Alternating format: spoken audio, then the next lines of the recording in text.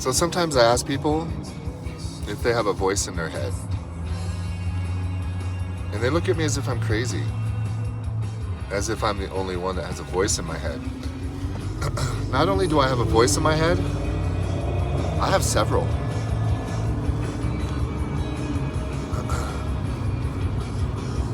Don't you? Or are you just unaware that you do? Or do you just believe you don't? Like, I don't know. So, there's a voice in my head that is constantly wanting to be a dick. Sometimes he wins. Most often he doesn't. It's interesting how when the dick wins versus not winning, the people who are interpreting me would see the dick winning 99% of the time probably. And it's really quite the opposite. Causes me to realize that it's not what we do.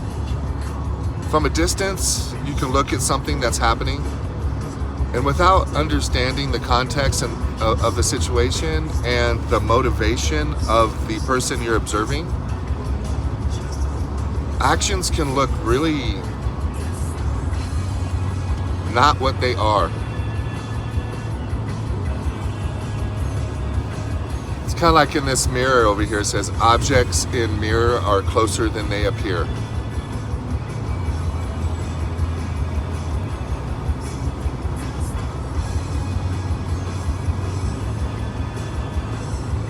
So, I have a brave voice in my head, I have a courageous voice, I have an honest voice, a truthful voice, a lying voice. I have all these voices in my head. Don't you? If you're unaware of these voices, then how do you know which voice you're following? How do you know if the cowardly voice is taking control or not, and telling you that you're positive and real, but the cowardly voice is so afraid of those things, it guides you away from that by being the opposite, and you're not even aware of it.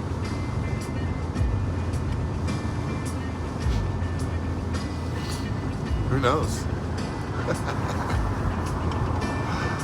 Anyway, the reason why I bring this up, for those of you who like to gossip, now gossip can come in a different language, it can come in a different word than gossip. We're so tricky with ourselves that we have come up with so many different ways. Like my daughter Zane, don't jump on the bed, I'm not jumping, I'm bouncing, when she was little. So so those of you who like to recall events in your life with negative emotional drama attachment, aka talking shit, just remember that how you interpret an individual reveals you, not the individual you're interpreting. Because you're unaware of what's motivating the individual until you ask, and you're unaware of the context until you ask. So in order for the people who do this to look good, they have to lie by omission. And they're not even aware that they're lying, because most people aren't aware of the 8 different ways that we are capable of lying. So we're getting lied to all the time, wondering why our trust is broken by so many people. Oh my goodness. So listen, if you're going to recall stories,